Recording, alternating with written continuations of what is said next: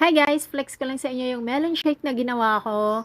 At syempre, ka-partner natin ang ating very handy na one-touch blender from Top Mama. Napakaganda nito guys kasi alam nyo, napaka-easy niya lang gamitin. I-push nyo lang yan siya and then gagana na siya, aandar na siya, di ba? Parang magic guys. Okay na ba?